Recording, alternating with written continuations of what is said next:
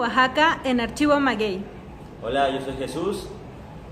Pues vamos a dar una degustación de mezcales de la Mixteca y uno del Valle de Jutla, específicamente de San Vicente Coatlán. Pues bueno, Archivo Maguey es un proyecto de construcción cultural a partir del mezcal y la gastronomía. Nuestra idea de difundir la cultura del mezcal se basa principalmente en tres requerimientos en torno a las selecciones que hacemos, como las marcas de mezcal que están aquí en nuestra carta. La primera de ellas es un respeto por el gusto histórico, por los sabores originales de los pueblos o de la tierra donde nace el mezcal. El segundo es un equilibrio en el ecosistema del mezcal, en el ecosistema maguey, donde lo primero que buscamos es no una sobreexplotación de los mezcales silvestres, de los magueyes que crecen en los cerros, en los montes y que forman parte del patrimonio cultural de las generaciones. Tercero, buscamos un comercio justo entre nosotros como comercializadores y digamos distribuidores en la última cadena del mezcal con los productores. Esto lo logramos a partir de una metodología desarrollada por nosotros sobre el comercio y la monetización del mezcal como insumo. Y con las marcas que trabajamos también buscamos que haya un equilibrio entre precio y calidad en torno a lo que ellos nos venden a nosotros para poder ofrecérselos a nuestros clientes y comensales en Archivo Maguey. Este es un Gitanota, este maguey ya tenía más o menos unos 8 años que no lo producían. Es una región en la frontera de Puebla y Oaxaca, ya está del lado de Puebla, se llama Tolotitlán. Y se hizo una producción de 30 litros, más o menos, fueron una medida y media, que es como le llaman a la forma de ellos medir su producción completa. Y no se hacía porque tienen otros magueyes mezcaleros. O sea, tienen Pichomet, tienen Papalomet, tienen Espadilla, 2 variedades de Espadilla, que es el Macrocanta y el Rodacanta, y el Multifolia, tienen 3 variedades de Espadilla. Entonces este maguey fue un experimento en realidad que ellos hicieron para ver, diversificar su carta.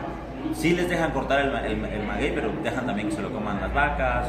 Entonces la producción también fue tan cortita para no sobreexplotarlo y solo seleccionar magueyes maduros. De entrada, toda esta zona donde salen por lo menos estos 2 mezcales se llama Reserva de la Biosfera, de Huecatlán, Tehuacán.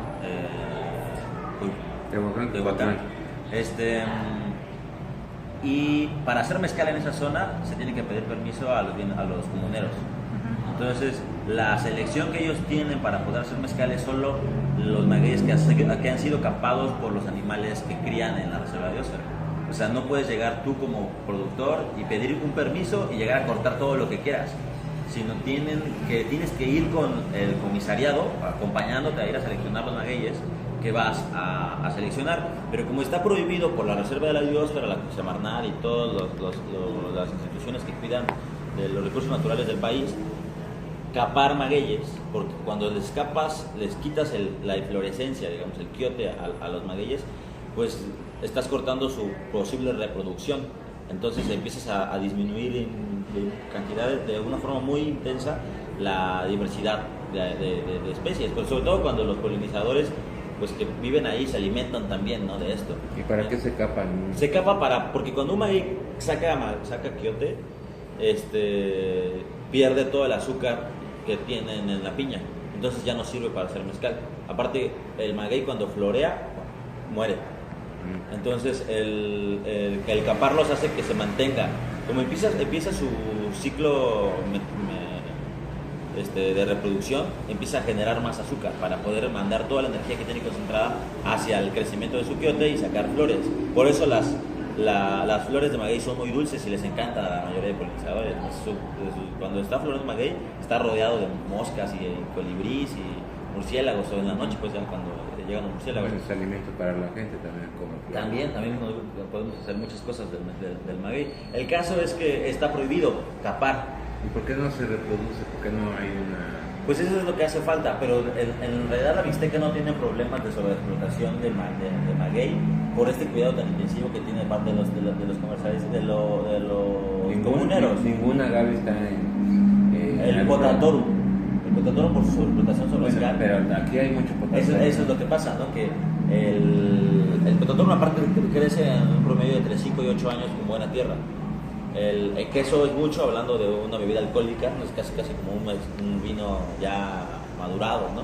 Pero Ese macrocanta hay mucho allá. También Ese de macrocanta la hay zona mucho, yo no he estado en la zona de Tehuacán, Cucatlán, pero sí más hacia la zona de Guajuapan, Ajá. para allá, hacia atrás, hacia Guerrero. Ajá. Hay bastante de eso. pues sí, esa es la ventaja de estar en una zona protegida, ¿no? Porque como te digo, no dejan que lo escapen, entonces los que pueden tomar son los que ya caparon, pero las vacas. O sea, los que de alguna forma siguen este ciclo natural de formar parte del ecosistema, ¿no? Ya el humano forma parte del ecosistema. La idea es no entrar en un desequilibrio por una sobreexplotación. Eso es para mí de lo más bonito que puede haber en la Mixteca sobre producción de mezcal. Hay zonas ya muy específicas dentro de Puebla, sobre todo, que ya tienen una producción muy buena de magueyes, que los comuneros dejan sembrarlos, entonces los magueyes ya están destinados desde el inicio de su crecimiento para hacerse mezcal. Pero lo que está en zona protegida al 100% no se puede. Ahora, es obligar a los mezcaleros a sembrar maguey. Eso es algo que empezó apenas hace 2 años y mucho. O sea, Una producción casera como de cuántos litros es. varía a una producción casera, está en promedio de 6 a 10 medidas. O sea, puede ser de 6 por 2, son 120 litros, hasta 200 litros. ¿Y eso como cuántos agaves se lleva a hacer una cosa de esa? Una producción Depende casera? del maguey. Más o menos hay un promedio de espadín de 10 kilos por litro, más o menos es. No me acuerdo la verdad, son cifras que yo normalmente no manejo, pero depende mucho del maguey.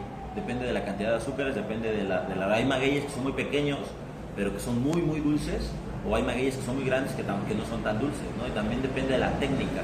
Hay formas de hacer mezcal, como en destiladas en olla de barro, que rinden mucho menos que destilarlo en cobre.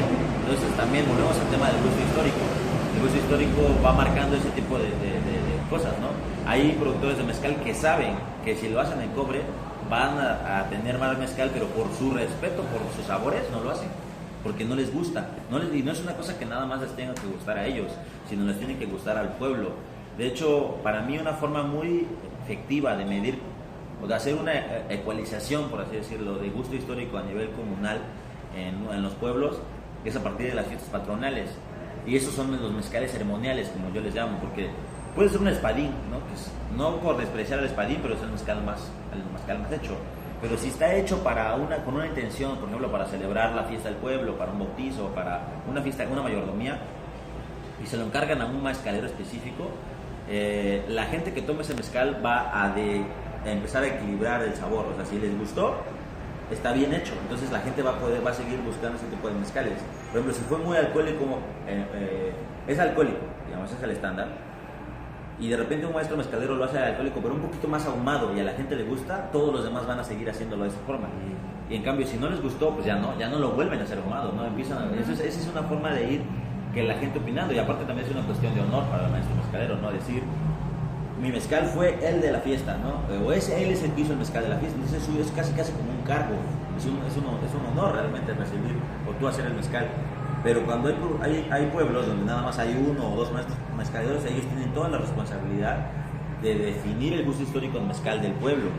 Entonces eso es también lo que hacemos nosotros, ¿no? Como respetar de tal forma que por nuestra opinión ellos no cambien, porque pasa mucho que personas que andan rastreando mezcales van y le dicen, no, pues es que esto se vende mejor porque tu mezcal está feo pero ahí vas con tu opinión sin saber en realidad lo que es lo que le gusta. Bueno, nosotros más bien lo que vamos es a seleccionar lo que nos gusta, pero de lo que ellos ya hacen, ¿no? Porque obviamente tienen 5, 50 diferentes lotes, no magueyes, sino un papalomedo, un espadín, o sea, son muchos, entonces ya pues nos traemos lo que más nos gusta a nosotros, ¿no? O lo que más defina un estilo específico. Y pues vamos a dar el primer trago para... Venga. Entonces, más o menos una producción casera de 100 litros serán que unos 100 agaves, 100 por... Es que también depende del tamaño, porque por ejemplo una horneada, los hornos normalmente son de 2 toneladas. Ellos lo miden así. O sea, dicen, a este horno le caben 2 toneladas. Esa es su forma de describirlo. Pero ocupan, por ejemplo, con tobalás, para llegar a las 2 toneladas, imagínense, no son magueyes que miden, que son de ese tamaño, que llegan a pesar entre 15 chiquitos hasta 40, 50 kilos máximo, ¿no? Pero también hay magueyes como un horno, por ejemplo, en la Mixteca, que es como un marroqueño aquí, que son gigantescos, que llegan a pesar hasta 300, 400 kilos un solo maguey, ¿no? Entonces depende del tipo de maguey, la cantidad de magueyes que se van a utilizar para hacer una horneada, y también depende del tipo de maguey para saber cuánta azúcar va a tener, para saber cuánto mezcal hay. O sea, hay muchas variantes, muchas variantes. Por eso normalmente los maestros mezcaleros, en general, ahorita empieza a haber más, pero en general hay personas que solo hacen 2 mezcales, porque son ya su receta específica. En el caso de los productores con los que yo trabajo, de la sierra de Miahuatlán, trabajan solo con 2, con Espadín y Madrecucha, ningún más. Y un poco también, o sea, al final de cuentas ese palenque es mío también, entonces yo ahí como que hago un poco de experimentos con ellos, con su conocimiento, y hemos hecho tobalás, hemos hecho jabalís, hemos hecho de otro tipo de mezcales, pero en producciones de 60, 80 litros, ¿no? Entonces, son experimentos. La idea es ir buscando como sabores, porque también, a pesar de que no nos metemos en el gusto de o en su trabajo, o sea, si le decimos haz tobalá, lo hace como él quiera, lo que él haga va a estar pues bueno y ya, pero no decimos quiero un tobalá salado, quiero un tobalá dulce, no, pues eso es lo que haya, ¿no? Eso también es la sorpresa. Como dices, el titanote ya tiene un tiempo que no se hacía. Pues miren, voy a hacer un poco para que les explique. Para tomar mezcal, y eso es lo que nosotros nos ha empezado a diferenciar un poco ahorita aquí en Oaxaca, ¿no? Que pues para mí es el foco del mundo hablando de mezcal. Entonces, es tener 2 metodologías específicas. La primera es una metodología para tomarlo y la segunda es una metodología para analizarlo. Esta metodología se basa básicamente en diferenciar y encontrar la línea de sabores dependiendo de nuestra percepción casi neuronal, ¿no? Lo primero es entender que vamos a oler, porque cuando respiramos no estamos oliendo. Nuestro instinto olfativo está prendido, pero nuestro consciente ya intelectual, digamos, no está encendido. Es diferente. Por ejemplo, si nos concentramos ahorita a oler lo que hay en el ambiente, ¿qué podemos empezar a reconocer? Eso es algo. Fuerte el mezcal. Empezamos el mezcal ya empieza a generar una atmósfera de entrada, ¿no? Entonces, cuando tú no tienes tu consciente realmente preparado para tomar mezcal y lo hueles rápido, por la graduación alcohólica que tiene el mezcal, lo primero que va a hacer es saturarse tu nariz. Entonces, pues ya echas a perder la degustación, ¿no? Porque se te quema básicamente, ¿no? El olfato. Entonces, lo que tenemos que hacer es empezar de abajo hacia arriba, y cuando sentamos un aroma, quedarnos ahí, para que nuestro olfato de entrada empiece a generar más mucosa para estar lubricada, para acercarnos a tal grado de que ya no nos repela, pues, ¿no? ya podamos sostenerlo. Ya que lo tenemos consciente, digamos, y preparado, podemos empezar a percibir su intensidad. Eso es importante porque es el primer paso para poder llegar a una conclusión. O sea, es diferente que yo te diga de entrada, es un ejemplo, que diga huele a durazno, así, rápido, a que yo empiece a decir que huele suave, huele fuerte, huele muy fuerte, porque tu mente también empieza a trabajar, ¿no?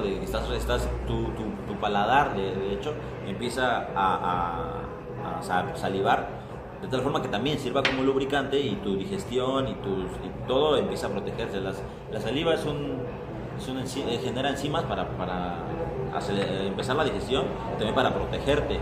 Entonces es muy importante el hecho de la salivación antes de dar el primer trago.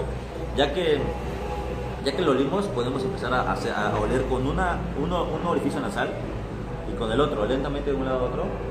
Y esto lo que va a hacer básicamente es separar o dividir la percepción de los aromas del mezcal dependiendo de nuestro hemisferio cerebral. Tenemos 2 hemisferios, el izquierdo y el derecho. El derecho se dice que controla más cuestiones plásticas, creativas, visuales, y el izquierdo más cuestiones matemáticas, como digamos, esto podría ser como la parte emocional y esta la parte razonable, ¿no? De la razón.